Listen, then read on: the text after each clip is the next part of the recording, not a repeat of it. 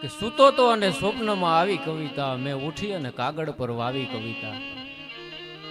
કવિતા શબ્દો એનો એક મલાજો હોય, એની એક રીત હોય, એની એક ઇજ્જત હોય, એની એક આબરૂ હોય.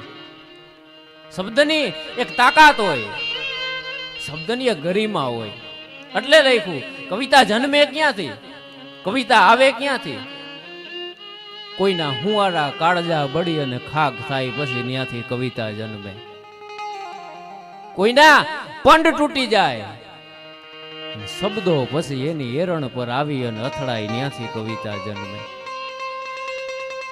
કે હું સૂતો તો અને સ્વપ્નમાં આવી કવિતા,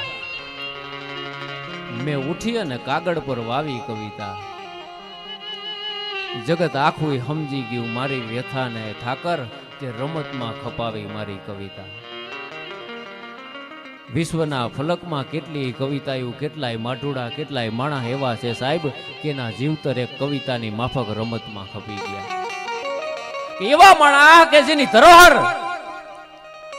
આ દેશની ધરોહર જેના માથે ઊભી છે, આ દેશના ઇતિહાસોએ જેના માથે ટેકા લીધા છે, એવા માણસો. ભૌતિકતાની પરાકાષ્ઠાએ પહોંચેલો એલ્વિસ પ્રિસ્લી, જગતના મહાનતા કલાકારોમાંથી એક કલાકાર કે જેને વૈભવની કોઈ કમી નહીં. આ દુનિયાની સૌથી દોમ સાહેબી. એલ્વિસલે એના જીવન દરમિયાન એકવાર એમ કીધું હતું કે આ પૃથ્વી ઉપર કોઈ પણ વસ્તુને ખરીદી લેવા હું સક્ષમ છું, એટલો રૂપિયો મારી પાસે છે, આટલી ઇસ્કામત મારી પાસે છે. એલ્વિસ પ્રિસ્લી ક્યાંક શો કરવા જાય તો પ્લેનમાં તો એના વાદીઓ વાળા જાય, એના હારે વગાડવા વાળા એક હેલિકોપ્ટર, એના સ્પેશિયલ પ્લેન લઈને જાય. એક વખત એક શો હાલે અને 1.5 લાખ માણસનું સામે ઝુંડ, અને એલ્વિસના ગીત ઉપર હાવ ધૂત થઈ ગયેલી પ્રજા કે જેને હું કોણ છું ની ખબર નહીં, પંડ વિસરાઈ ગયેલું, એવી એક ધૂન વાગે, એવો એક તાલ વાગે, અને વાતાવરણ આખું એલ્વિસમય બની ગયું. અને કલાકાર તરીકે માણસને સૌથી વધારે અભર ખોઈ હોય કે મને કોઈ સાંભળે. પુરસ્કારો એ તો પછીની વાત છે, પેલા એને અંતરથી એવી ઈચ્છા હોય કે મને કોઈ સાંભળે, અને 1 લાખ માણસોની મેદની સામે આના નશામાં ધૂત થઈ ગઈ. ભેગા વગાડવા વાળાને માણસ એલ્વિસના કાનમાં જઈને પૂછ્યું, સર વોટ યુ ફીલ નાઉ? ક્યાં વાતાવરણ તમારું છે? તમે કયો હાથ ઊંચો કરો તો આ 1 લાખ માણસ એનો હાથ ઊંચો કરે, તમે એમ કયો કે બેહો તો આ માણસ અહીંયા બેહી જાય. સફળતાની આ પરાકાષ્ઠાએ પહોંચ્યા પછી તમને અનુભૂતિ શું થાય છે? આ જગતમાં, આ સૃષ્ટિમાં, બ્રહ્માંડમાં હવે એવું કાંઈ નથી એલ્વિસ કે જેને તું ખરીદી ન શકે. તારી એક ઈચ્છા એવી નથી કે જે અધૂરી હોય. મહાનતાના આટલા શિખરોને સર કર્યા પછી એલ્વિસ તને ફીલ શું થાય છે? વોટ યુ ફીલ નાઉ? અને ત્યાં દેશના એક કલાકારે એમ કીધું હતું કે આઈ ફીલ એલોન, મને એકલતા ફીલ થાય છે, મને એમ લાગે છે કે આ દુનિયાના પટાંગણમાં મારું કોઈ નથી. એકલા ખોવાણા હોય કે મેળામાં ખોવાણા હોય તો પાછા કોકદી જડે ખરા સાહેબ, પણ હેતથી ઝાલેલા હાથથી જે માણસ મુકાઈ ગયા એ દુનિયાના એકેય દૂરબીનમાં હજી દેખાણા નથી. એના પુરાવા છે, એના સાક્ષી છે. કવિતાઓ જન્મે ક્યાંથી? કવિતા કહેવાય કોને? કવિતા આવે ક્યાંથી? સૌરાષ્ટ્રનું એક ગામડું ગામ, 35-40 વર્ષની એક બુઢી બાઈ, 2 છોકરાને લઈ અને શંકરના મંદિરે પગે લાગવા જાય. છોકરા તોફાન કરે, બચપન के दिन कितने हसीन हुआ करते थे, तब दिल नहीं सिर्फ खिलौने टूटा करते थे, आज एक आंसू भी गिरा तो हमसे सहा नहीं जाता, तब हम जी भर के रोया करते थे. मुठ्ठी भर ચોકલેટ હાટું આપણે આખો હૃદય ખાલી થઈ જાય એટલું રોઈ લેતા. છોકરા રમતે ચડ્યા, મંદિરને ઝાલર માથે પકડી અને હિંચકા ખાય, મંદિરની બારીઓમાં ટીંગાઈ અને હેઠે પડે. દેશનો એક કવિ રતુ બારોટ, સજ્જન માણા, ભિખારણી બાઈ, ત્રણેય એના છોકરા તોફાન કરતા જોઈ અને બાઈને વિવેકથી કીધું કે બેન આને સંભાળ ને. આને લાગી જાહે તો તારી પાસે આને દવાખાને લઈ જવાના પૈસા નથી, તું આને આપીશ હું? દેશની એક બાઈ એમ બોલી હતી, ભાઈ એ મારું નથી માનતા, મારે એ ચાકલા છે, એના ખિસ્સામાં કાંઈ નથી, એના ગજવામાં કાંઈ નથી, પણ છતાંય માનું વાલ એવું છે સાહેબ, મોઢે બોલું માં અને હાચે નાનબ સાંભળે, પછી આ મોટપની મજા મને કડવી લાગે કાગડા. જનનીનો તુકારો આ જગતમાં બીજે ક્યાંયથી ન મળે. એક જ માણસ એવું છે કે જેનું તું તમે ગમે એટલી વાર સાંભળો તમને ખટકે નહીં, કે આ છોકરા મારું માનતા નથી. રતુ બારોટ એમ કીધું તો તે જે બાવડું પકડ્યું છે તારા ધણીને કે ને એને ખીજાય એને વઢે. બાઈ આંખમાંથી દડ દડ દડ આહુડા જવા માંડ્યા, કારણ કે આ દેશની સ્ત્રી ગમે એ સંબોધન સાંભળી શકે, પણ જે પુરુષ એનો પતિ નથી, એના પતિ તરીકે કોઈ ગણાવે તો એ બાઈ થી સહન ન થાય. એ બાઈ એને રોવા માંડી કે આ પુરુષ છે એ મારો પતિ નથી ભાઈ, કે તો કોણ છે? અને બાઈએ જવાબ આપ્યો ને એમાંથી એક કવિતા જન્મી. ભારતમાં કવિતા ક્યાંથી જન્મે એનો આ દાખલો. સફળતાના શિખરો સર કર્યા પછી એલ્વિસ પ્રિસ્લીને એકલતા લાગતી હતી. આ દેશની એક ભિખારણ બાઈએ એને વજૂદને નામો નિશાન મિટાવી દીધું. એની આ કવિતા ભારત મહાન શા માટે છે એનો આ પુરાવો છે આ કવિતામાં. કે બાઈ લાગતી હતી કેવી, કે મેલું ઘેલું તનડું લાગે અને હાવ હુકાઈ ગયેલો હાંઠો. ભીખ માગી માગી અને ખાવાનું એના આગળ કાંઈ હોય નહીં. લુગડાય બાઈના મેલા થઈ ગયેલા, કે મેલું ઘેલું એનું તનડું લાગે અને હુકાઈ ગયેલો હાંઠો. સદભાવનાના શબ્દે શબ્દે ભાવથી ભણતી હતી પાઠો. બાપ કોઈનું ખરાબ ન કરી, કોઈના હારા કામમાં નિમિત્ત બની, કોઈ તૂટેલો હોય તો એના પડખે બેહી. આવા સંસ્કાર દેતી હતી બાઈ, કે મેલું ઘેલું તનડું લાગે અને હુકાઈ ગયેલો હાંઠો. સદભાવનાના શબ્દે શબ્દે ભાવથી ભણતી હતી પાઠો.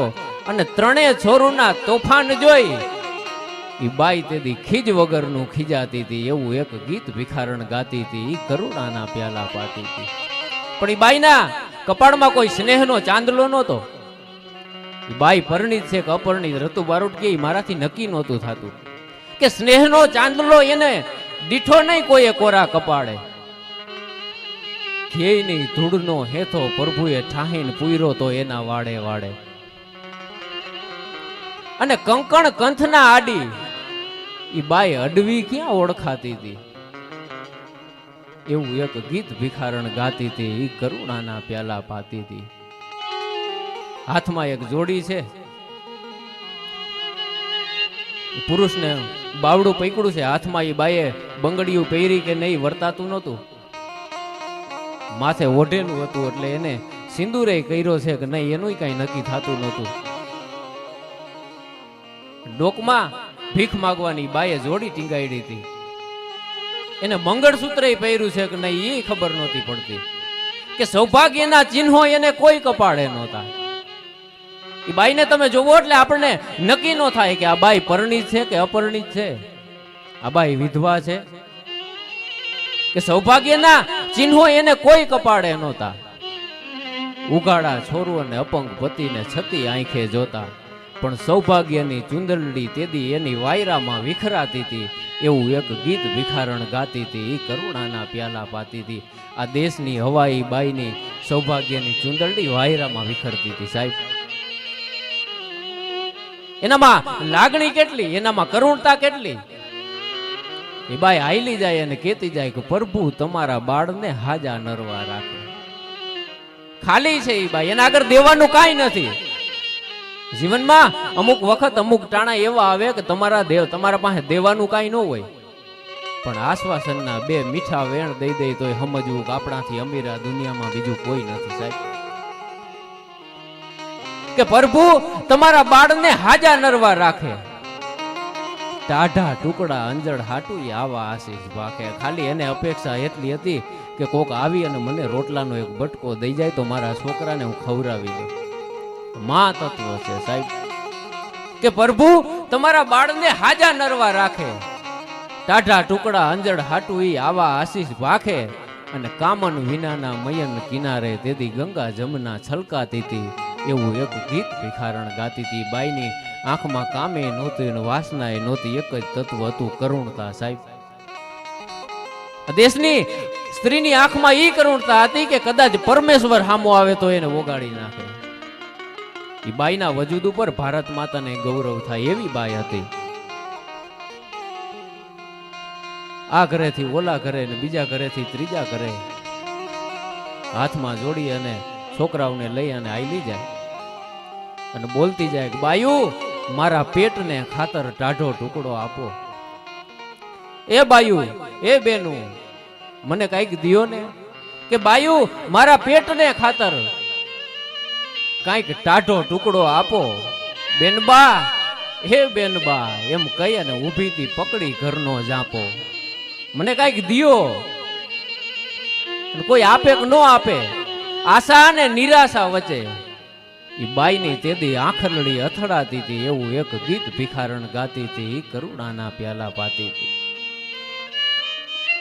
અને માગવા જાવ તો અમુક ટાણા જીવનમાં એવા આવે સાહેબ કે માણસ તમને બે વેળનું આશ્વાસન ન દઈ શકે. એ તો જઈએ તૂટો ત્યાં ખબર પડે કે ભેગા કેટલા હતા અને પાસે કેટલા વૈધા. એટલે મેં લખ્યું હતું કે ઘેઘુર હતા તેથી અમે ઘેરાયેલા રહેતા હતા ઘણાથી. જેથી વખત હારો હતો, જેથી સમય હારો હતો, કે ઘેઘુર હતા તેથી તો અમે ઘેરાયેલા રહેતા હતા ઘણાથી. આ તો હવે રોવા બેઠા એટલે બધા આવીને રોબ જમાવે છે રવિયા. હવે અમે રોવા બેઠા, અમારી આંખમાંથી આહુડ આવે એટલે આ નમાલા અમાણા આવ્યા ને અમારા ઉપર રોબ જમાવી જાય છે. કોઈ આપે કે ન આપે એવું નથી કે બધા આપીએ દઈએ. જગતમાં અમુક માણસ એવા છે કે જે નો આપે જાકારો નથી દેતા. કે કોઈ આપે કે ન આપે એ ઉરથી આશીષ દેતી હતી. પ્રભુ હવનું ભલું કરજો એવું ઠંડે ગલે જે કહેતી હતી. એ મારા નાથ, એ દ્વારકાનાથી. આ વિશ્વ કુટુંબકમની ભાવનાના લોગા તો હવે આવ્યા સાહેબ. આ દેશની ભિખારણ બાઈ આજથી વરહો પહેલા કહેતી હતી કોઈ આપે કે ન આપે એ ઉરથી આશીષ દેતી હતી. પ્રભુ હવનું ભલું કરજો એવું ઠંડે કલેજે કહેતી હતી. પછી આ વાતમાં ચોખવટ થઈ. રતુભાઈએ પૂછ્યું કે બેન આટલી કરુણતા છે, તારી આંખમાં મને ચમક દેખાય છે, તો છે હું? રતુભાઈ તમે પૂછ્યું છે તો લ્યો સાંભળો, હું તમને કહું. મારી એક બેનપણી વિસાવદરના રેલવે સ્ટેશનમાં ભીખ માગી અને એનું ગુજરાન હલાવતી હતી. મને ખબર પડી કે એનું દેહાંત થઈ ગયું, એનું અવસાન થઈ ગયું. એના છોકરાઓનું કોઈ છે નહીં. એની બેનપણી તરીકે મારી ફરજ આવે ભાઈબંધે એવા કરવા સાહેબ કે વખત જોઈએ ને પાસે ઉભા રહીએ. તમે તૂટ્યા છો ને સમાચાર જેને મળે અને સૌથી પેલો હાજર થાય ભાઈબંધ. ભાઈબંધ એટલે એક એવી દવા કે જેને ગમે એ બીમારીમાં પી શકાય. ભાઈબંધ એટલે એક એવો ખંભો કે જ્યાં વિના કારણે મન મૂકી અને રોઈ શકાય. ભાઈબંધ એટલે એક એવો સમાજ કે જ્યાં શબ્દ વગરની વાત કરી શકાય. ભાઈબંધ એટલે એક એવું મૌન કે જ્યાં કઈ બોલ્યા વગર કલાકો સુધી ચર્ચા કરી શકાય.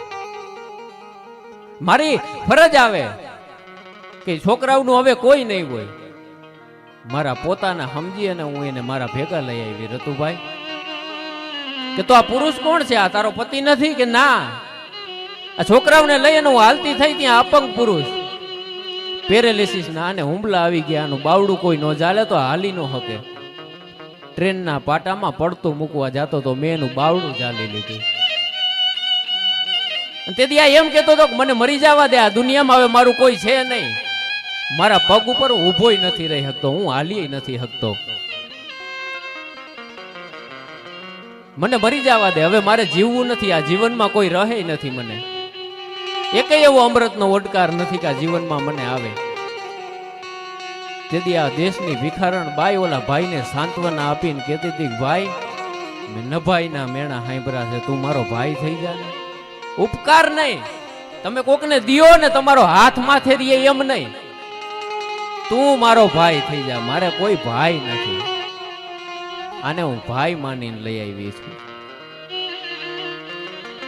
હતું બારોટે પછી આ ચોખવટ કરી અને લખી. ગજબની વાત તો એ હતી કે આ પેટ નહોતા પોતાના, આમાંથી આ બાઈનું કોઈ નહોતું. કે અજબની વાત તો ઈ હતી કે આ પેટ નહોતા પોતાના, એને અનાથને ઉગારવા પારકાને ગણાતા પોતાના. અને ભિખારણની ભાવના જોઈ આ દેશની સંસ્કૃતિ શરમાતી હતી. એવું એક ગીત ભિખારણ ગાતી હતી. તેથી ભારત માતાને એમ થતું હતું કે કદાચ હું આ બાઈ જેવી હોત તો મારાથી એ વડેરી. અમુક માણસ એવા છે સાહેબ કે જેનું અસ્તિત્વ ઈશ્વરથી વડેરું અમુક સમયે બની જાય. નારાયણ ખુદ નો આવી શકે એ નરને બનાવી અને મોકલી દેતો હોય. રતુ બારોટ અહીંયાથી વયો જાય, પણ સમજણો માણસ સાહેબ કે જેની વાત અધૂરી રહી, પડખા ફરે છે, એને નીંદર આવતી નથી, એની કવિતા અધૂરી રહી. અમુક વાતું કે અમુક કવિતાયું અધૂર્યું રહી ને માણસને મરવાય ન દે, જીવવા તો ન દે. એના નશા જેને લાગી જાય, શબ્દના જેને નશા લાગી જાય, એ માણસ પછી હકે વાત અધૂરી હોય ત્યાં સુધી જીવીએ ન હવે. કારણ કે શબ્દ ગામને શબ્દ ખોરડા, શબ્દ ખેતરા ખડે, શબ્દ સુગંધી સોણ સેણલે, શબ્દ પંડ હણહણે. શબ્દ જેના પંડમાં અણહણતા હોય કે શબ્દ સણગે, શબ્દ ફણગે, શબ્દ રાહડે રમે, ચોરે ચડી આભથી નેણે શબ્દ થઈ ગમે. શબ્દ જેને લાગી જાય, શબ્દની કટારીઓ જેને લાગી જાય, શબ્દના વેણ જેને લાગી જાય. રતુ બારોટને એમ થાય કે આમાં કઈક અધૂરું છે, હજી આ વાત પૂરી નથી થઈ. રેલવે સ્ટેશને આવી અને માસ્તરને પૂછે કે અહીંયા ઓલું ભિખારીઓનું ટોળું રખડતું હતું એ ક્યાં ગયું?